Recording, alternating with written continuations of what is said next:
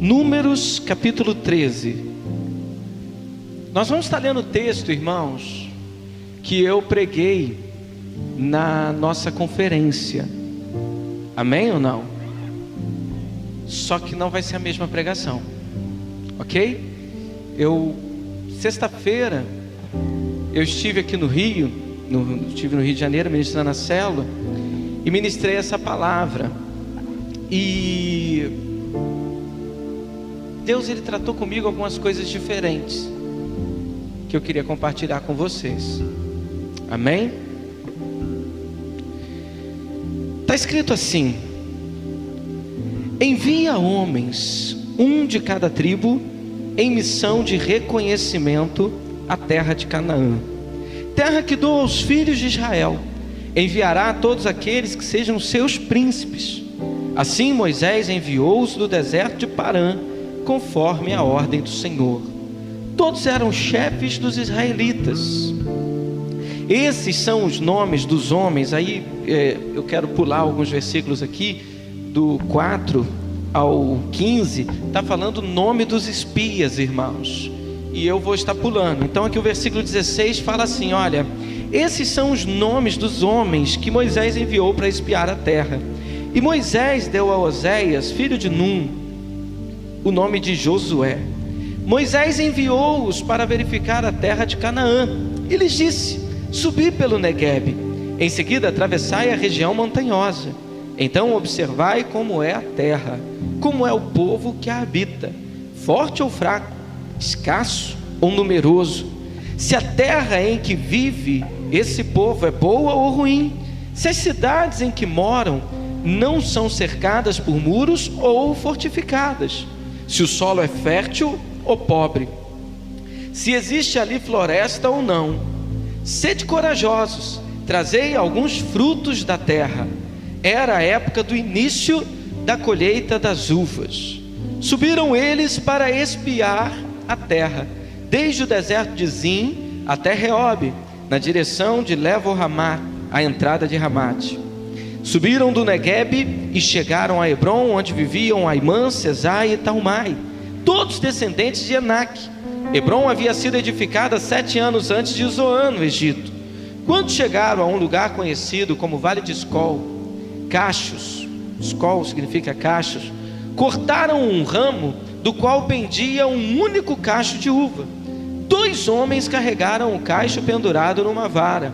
Colheram também romãs e figos. Aquele lugar foi denominado Vale de Escol, em alusão ao extraordinário cacho de uvas que os israelitas colheram. Ao cabo de 40 dias, retornaram da exploração da terra. Vieram a Moisés, Arão e toda a comunidade de Israel em Cádiz, no deserto de Parã, onde prestaram relatório a eles e a toda a congregação ali reunida. E lhes apresentaram os frutos trazidos da terra, e deram o seguinte depoimento a Moisés: fomos à terra qual nos enviaste. Na verdade, a terra onde também emana leite e mel. Eis os seus produtos. Contudo, o povo que habita é poderoso, as cidades são fortificadas, muito grandes. Também vimos ali os descendentes de Enaque. Os amalequitas vivem em Neguebe, os hititas, os jebuseus e os amorreus habitam a região montanhosa. Os cananeus vivem perto do mar e junto do Jordão. Então Calebe fez calar o povo reunido diante de Moisés: subamos e herdemo-la. Disse ele: em verdade temos a capacidade de conquistar essa terra.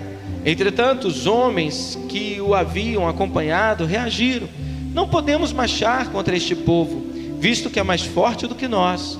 E puseram-se a difamar diante dos filhos de Israel a terra em que haviam observado. A terra para o qual fomos em missão de reconhecimento é terra que devora seus habitantes. Todos aqueles que lá vimos são homens de grande estatura. Lá também vimos os gigantes descendentes de Enaque, diante de quem parecíamos a nós e a eles gafanhotos. Entra no versículo 14, irmãos. Eu já estou finalizando a leitura, mas vamos ler um trecho do versículo 14, do capítulo 14, que diz assim: então toda a congregação elevou a voz, puseram-se a gritar, e o povo chorou muito aquela noite.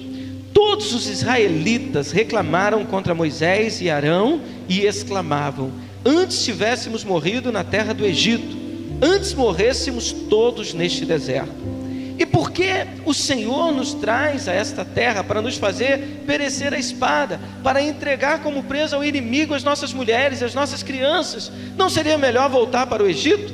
E murmuravam uns com os outros: escolhamos um líder e voltemos para o Egito. Então, diante de toda a assembleia da congregação dos filhos de Israel, Moisés e Arão prostraram-se com suas faces rente à terra. Dentre aqueles que espiaram a terra, Josué, filho de Nun, e Calebe, filho de Jefoné, rasgaram imediatamente suas vestes e exclamaram perante toda a comunidade dos israelitas ali reunida: a terra que em missão fomos averiguar é muito boa, um lugar excelente. Se o Senhor nos é propício, Ele nos fará entrar nessa terra e pessoalmente a dará a nós, e de fato uma terra que emana leite e mel. Posso ouvir um amém, um glória a Deus? Olha só o versículo 9: tão somente não vos rebeleis contra o Senhor, não tenhais medo do povo daquela terra, pois os devoraremos como um bocado de pão. Sua sombra protetora lhes foi tirada, ao passo que o Eterno está conosco, portanto não tenhais qualquer receio deles. Aleluia. Feche seus olhos. Pai, está aqui a tua palavra, e eu te peço, Senhor, nessa noite, que haja vida, que haja unção, que haja Espírito, que haja, Senhor Deus, um derramar do Senhor neste lugar. Senhor, essa palavra lida somente, sem a tua vida, sem a tua unção, é apenas um texto. Mas, Senhor, com teu Espírito, Senhor, é rema para nós, é vida para nós, Senhor. Então nós queremos, Senhor, nos alimentar dessa vida, nos encher dessa vida hoje. Dá-nos, Senhor, sensibilidade para ouvir tua voz. É a oração que faço, em nome de Jesus. Amém e amém. Irmãos, quando eu estava em casa, meditando sobre o que pregar, Deus me deu um título um tanto curioso para o que eu vou pregar aqui hoje. É o que eu estou dizendo para você. Não é o que eu preguei na conferência, embora seja o mesmo texto. Na conferência eu falei sobre uma vida extraordinária em cima desse texto, falando sobre as atitudes extraordinárias de Josué e Calebe. Mas hoje, quando eu estava lendo esse texto, quando eu estava meditando, e isso começou ontem, na verdade, irmãos, Deus me deu um título que pode parecer contraditório, mas que eu espero que o Senhor fale muito com você nessa noite. O título que Deus me deu é Decepcionados com a Promessa. Sabe, querido, esse texto que nós acabamos de ler, o povo de Israel, ele está diante da sua promessa. O povo de Israel, ele chega à terra prometida, terra que o Senhor havia prometido aos seus antepassados. O povo de Israel, aqueles homens que chegaram diante de Canaã, eles haviam saído do Egito, haviam sido libertos do Egito pela boa e poderosa mão de Deus. Quando eles saem do Egito, eles saem com uma promessa. E que promessa era essa? Uma terra prometida, uma terra que mana leite e mel. E quando, querido, eles saem lá do Egito, eu imagino, querido, que eles começam a sua jornada no deserto, e eles deviam, provavelmente, estou conjecturando, provavelmente, querido, eles iam conversando uns com os outros. Como deve ser essa terra? Quando nós iremos chegar? E aí, querido, aproximadamente 2 anos de caminhada no deserto, eles chegam diante de Canaã. E quando eles chegam diante de Canaã, a Bíblia diz que o Senhor orienta Moisés a estar enviando 12 espias. Moisés, ele não escolheu aleatoriamente. Moisés, ele não tirou na sorte para ver quem iria. Ele não fechou os seus olhos e ficou balançando a mão para ver quem iria. Na verdade, irmãos, a Bíblia diz que ele separou os príncipes de cada tribo. a Bíblia nos mostra que eram homens principais. E quando você vai ler os comentaristas desse texto, você vai ver, irmão, que esses homens provavelmente eram homens famosos em Israel, famosos pela sua disposição, famosos pela sua luta, famosos pelas suas habilidades. Eles eram famosos. Então Moisés, ele separa um príncipe de cada tribo, totalizando 12 homens, e ele os envia à promessa. E eles vão, e eles ficam 40 dias. Diga comigo assim: 40 dias. E quando, irmãos, eles estão espiando aquela terra, a Bíblia diz no capítulo de número 13, o texto que nós acabamos de ler, eles retornam então para trazer o seu relatório. E a sensação que me traz, de onde se originou o título da mensagem, é que 10 deles voltam decepcionados com a promessa. Por quê? Porque eles saíram do Egito ouvindo uma promessa de uma terra que mana leite e mel. E quando eles voltam, eles chegam diante dessa terra em que eles vão espiar, e quando eles voltam desse período de espionagem, o relatório que eles trazem denuncia o coração deles. Olha para mim, irmão, eu vou te dizer algo. A boca fala, o que o coração está o quê? Cheio. Jesus, ele disse, irmãos, que é do coração que procede os pecados. As suas atitudes refletem o seu coração. As suas palavras refletem o que você sente, o que está dentro de você. Eu me lembro que uma vez uma pessoa chegou para mim e falou assim: pastor, não dá para conversar com você não.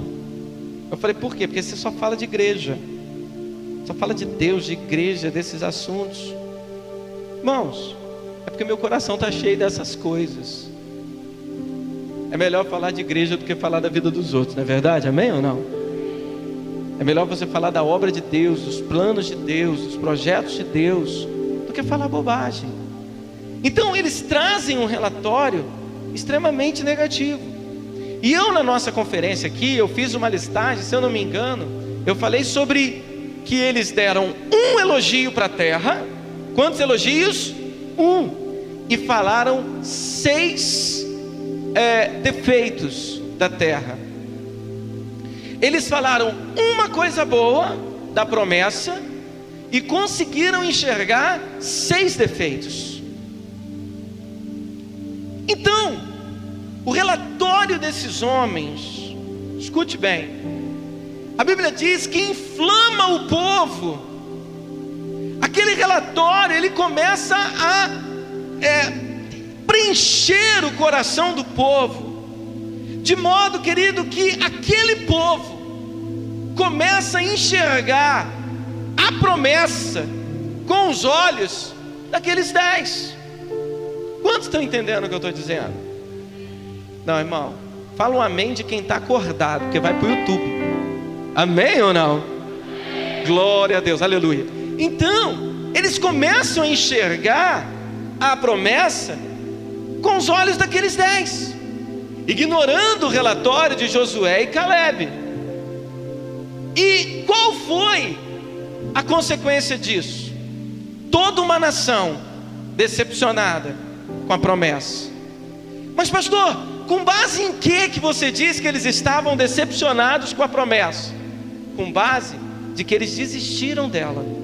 E eles chegam a cogitar a possibilidade de dizer: levantemos um capitão e vamos voltar para o Egito. Irmão, eu vou dizer algo para você. Diga comigo assim: Egito. Diga como um vencedor, diga: Egito, deserto e Canaã. Egito, deserto e Canaã podem representar, irmãos, 3 fases da minha e da sua vida. Quantos estão comigo aqui? Digam amém. O Egito, eu não sei se você sabe, irmãos, mas simboliza o mundo. Faraó tipifica Satanás. Amém ou não? Você sabe o que o deserto significa? Qual é o tipo? O que tipifica o deserto? Vida carnal. Você pode observar que o Egito tipifica o mundo, o deserto tipifica carne, vida da carne, e Canaã, vida espiritual. Quantos estão comigo? Digam amém. Observe, querido, que quando eles saem do Egito, eles não chegam direto em Canaã, eles passam por um deserto, porque assim é a vida de todos nós, irmãos. Veja bem, quantos aqui se lembram de quando se converteram? Você se lembra? No dia da sua conversão, amém ou não? Então, querido, eu quero dizer algo para você. No dia que você se converteu, você saiu do Egito. Amém ou não? Tem crente pentecostal neste lugar? No dia que você se converteu, você saiu do Egito. Só que a minha pergunta para você é: imediatamente após a sua conversão, você já podia ser declarado um crente espiritual? Não. Então diga comigo assim: não. Por que não, irmãos? Porque quando você sai do Egito, você vai para o deserto, e o deserto tipifica a vida da carne, a vida da alma. Você pode observar, amado, preste bem atenção, ouça o que eu vou te dizer, ouça o que eu vou te dizer. O primeiro inimigo que os israelitas enfrentaram no deserto foram os amalequitas. E quando você vai estudar a Bíblia, quando você começa a estudar os contextos bíblicos, você vai ver, querido, que os amalequitas simbolizam a carne. Então, quando você se converte, preste atenção nisso, querido, quando você sai do Egito, a tua primeira luta é contra a carne. Observe que você não fica espiritual de uma hora para outra, você se torna carnal. E quando a gente fala carnal, todo mundo associa aos pecados da carne, falando sobre a obra da carne registrada lá em Gálatas, prostituição, essas coisas. Mas eu quero dizer algo para você: você nem comete mais essa, mas existe muita carnalidade. Por exemplo, é muito comum você conversar com um novo convertido e ele, por pura carnalidade, achar que sabe mais Bíblia que você. Já aconteceu isso com você? Ele se torna mais espiritual do que você, aos olhos dele. E isso é carne, irmão. Quantos estão entendendo o que eu estou dizendo? Digam amém. Eu já cansei de conversar, irmãos, às vezes aconselhar um novo convertido. E às vezes esse novo convertido, ele está com um problema na vida dele, ele está com um problema no casamento, um problema no trabalho, ele está com um problema em alguma área da vida dele. E às vezes você chega e você dá um conselho dizendo assim: olha, você precisa apenas mudar essa atitude. E normalmente ele tem mania de espiritualizar essas coisas, dizendo: não, isso aí é Satanás, não sei o que, papapá, até. Irmãos, eu posso dizer que em alguns casos até são, mas na maioria das vezes, irmãos, são atitudes que precisam ser mudadas. Por quê? Porque depois que você se converte, a tua alma precisa ser transformada. Vocês estão comigo, amém ou não? Você pode observar, querido, preste bem atenção, que as guerras que Israel travou depois de sair do Egito foi em Canaã. No deserto ele travou guerra contra os amalequitas, que é a carne. E por que as guerras Israel travou em Canaã? Porque Canaã simboliza a vida espiritual. E guerra espiritual, irmãos, não acontece na esfera da alma, é no espírito. Quantos estão entendendo o que eu estou dizendo aqui, irmãos? Vocês estão conseguindo me acompanhar, amém ou não? Glória a Deus. As maiores batalhas espirituais que você vai enfrentar, irmão, você pode ter certeza, é quando você chega em Canaã. É quando você está em Canaã. Ali você vai ver o quanto que Satanás ele tenta te derrubar, o quanto que Satanás ele tenta te desmoralizar, o quanto que o diabo ele tenta fazer tudo com você. Então diga comigo assim: o Egito simboliza o mundo, o deserto. Diga: o deserto significa a carne, e Canaã, a vida espiritual. Isso é só para você entender. Então aqueles homens, eles chegam diante de Canaã, Então eles estavam ainda aonde, irmãos? No deserto. Eram homens como? Carnais. E quando eles chegam e eles espiam a terra, qual é o relatório que eles trazem? Lá tem gigante, as cidades são fortificadas, eles são guerreiros, eles vão nos atropelar. Aos olhos deles nós somos como gafanhotos. E quando nós olhamos para eles e vimos o quanto que eles eram grandes, nós, aos nossos olhos, parecíamos gafanhotos.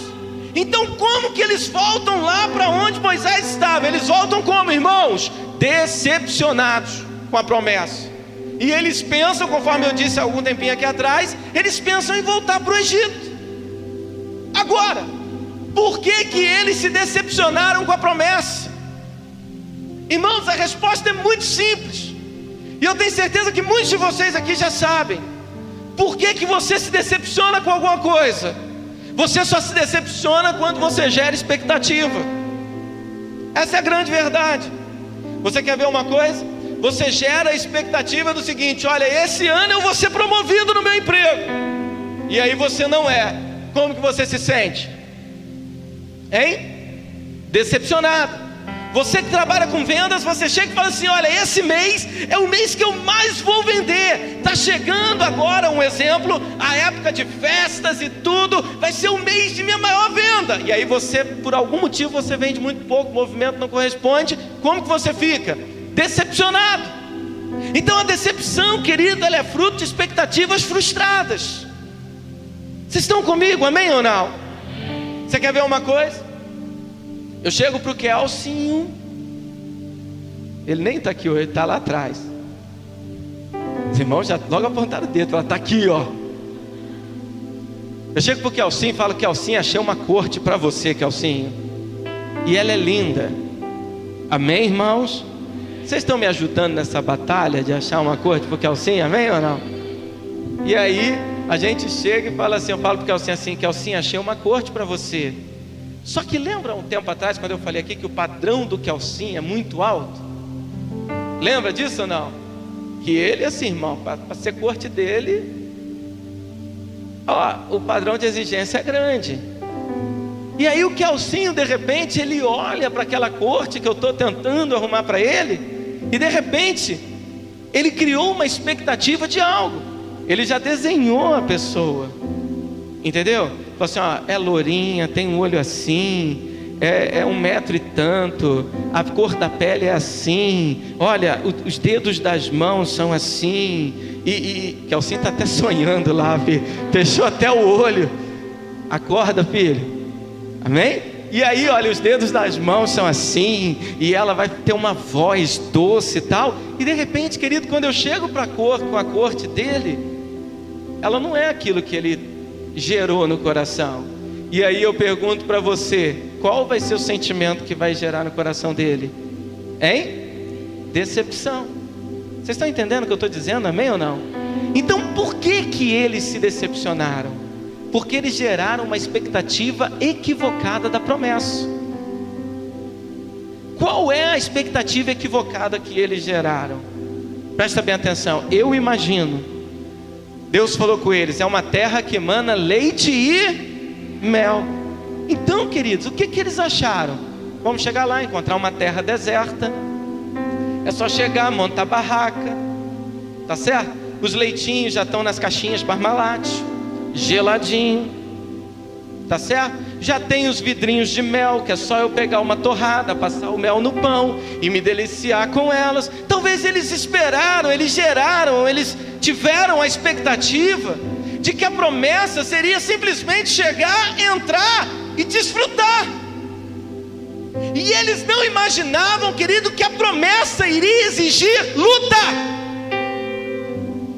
Eles não imaginaram que a promessa, ela não estava totalmente pronta, mas eles teriam que batalhar para vivenciar aquela promessa. Então provavelmente geraram uma expectativa errada. E tem um monte de gente decepcionada com as promessas, porque geram expectativas equivocadas. Você quer ver uma coisa? Você vem num culto cheio da unção e Deus usa alguém e fala com você assim: olha, hoje Deus vai fazer de você um homem próspero. O que você pensa? Que amanhã você está milionário. É assim ou não é? É ou não é? Você de repente ouve uma promessa dizendo assim: olha, Deus vai, Christian, te prosperar de maneira poderosa. Aí você fala: pronto, já vou sair amanhã, já vou comprar um relógio novo para mim, porque eu vou prosperar. Mas ele não entende, querido, que a promessa ela é real, mas provavelmente vai exigir lutas, vai exigir batalhas. Provavelmente essa promessa ela vai vir cercada de guerras. Você vem num culto aqui e Deus usa o pregador da noite para dizer para você o seguinte: Deus vai fazer do seu marido um pastor. E você saiu de casa, ele é um alcoólatra, cachaceiro, pinguço. E você já sai daqui com a expectativa, você já sai achando que vai encontrar um crente em casa. Isso acontece ou não acontece, irmão? Sim ou não? Aí o que acontece? Aí você chega em casa, você encontra talvez ele lá, completamente bêbado, deitado no sofá, babando, cheirando a pinga, e você fala: mas Deus prometeu. E com isso tem um monte de gente decepcionado com a promessa.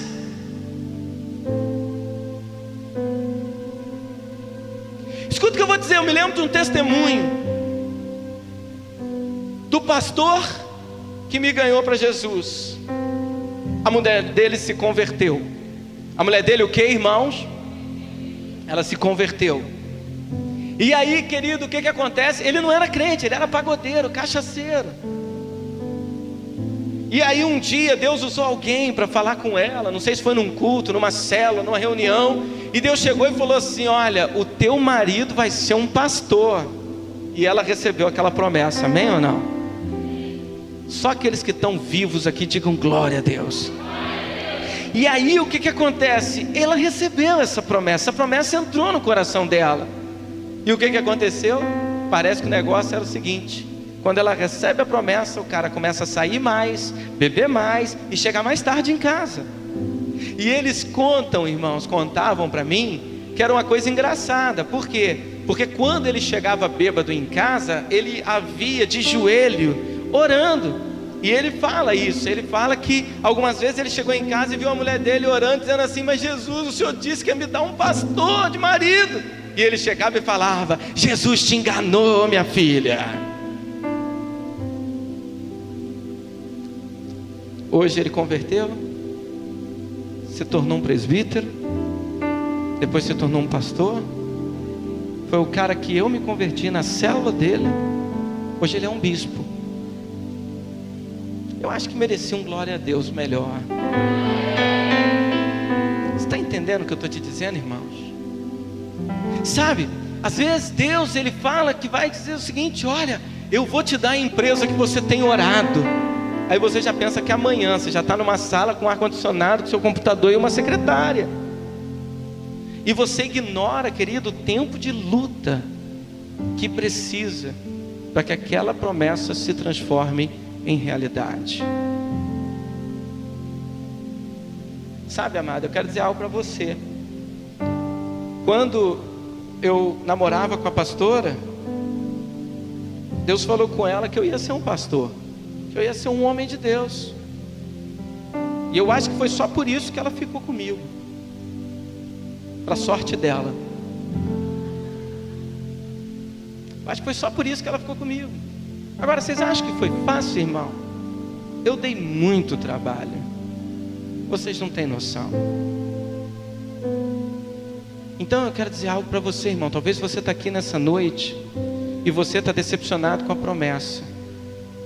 E por que você está decepcionado com a promessa? Porque você ouviu essa promessa e você achou que as coisas iam acontecer na tua vida como? Assim, num estalar de dedo. Tem crente aqui me ouvindo, amém ou não? Então eu quero dizer algo para você, irmãos. Deus, quando Ele promete, Ele cumpre.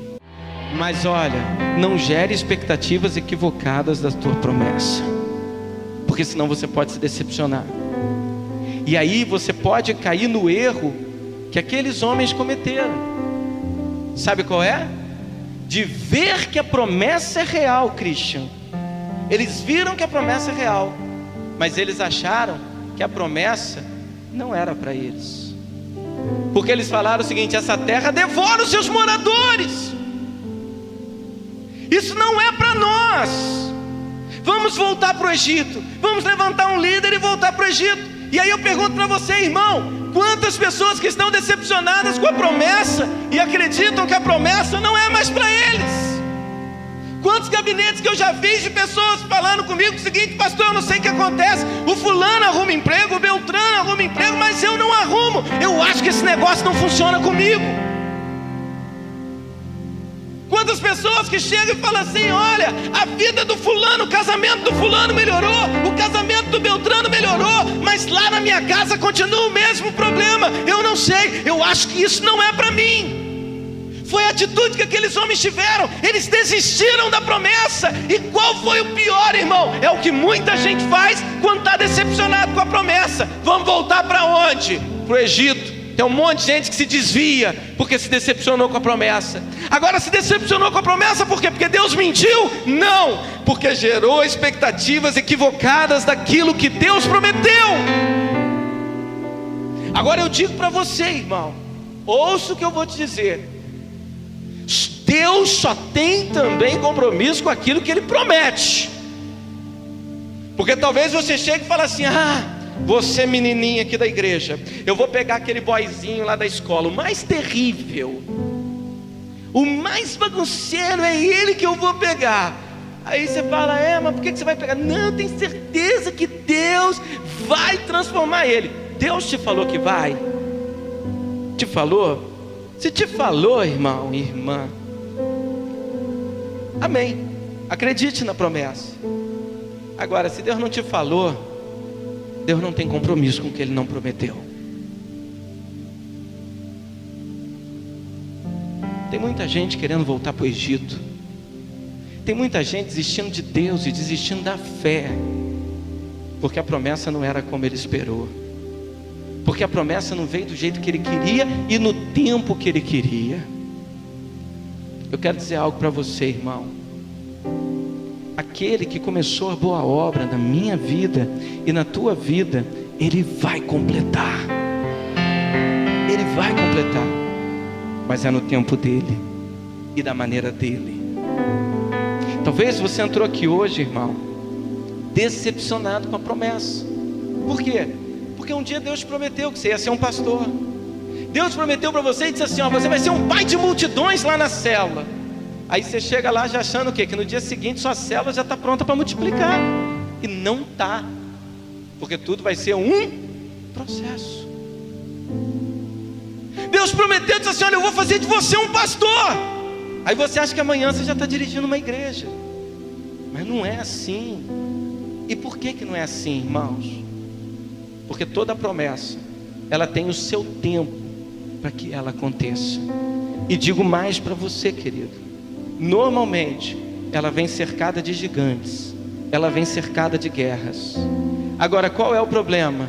Uns, quando olham para os gigantes que estão cercando a sua promessa, falam assim: eu sou um gafanhoto aos olhos dele, eu sou um inseto, eu não tenho como vencê-los. Os 10 espias.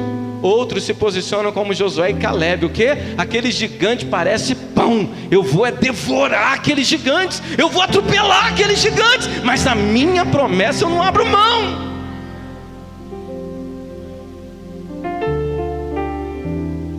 Você está decepcionado?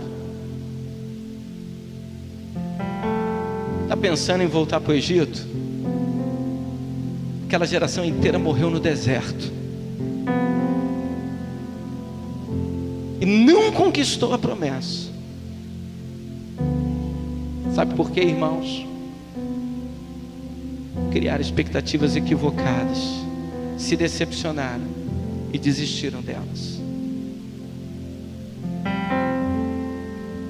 Talvez existem coisas que estão travadas na tua vida, sabe por quê?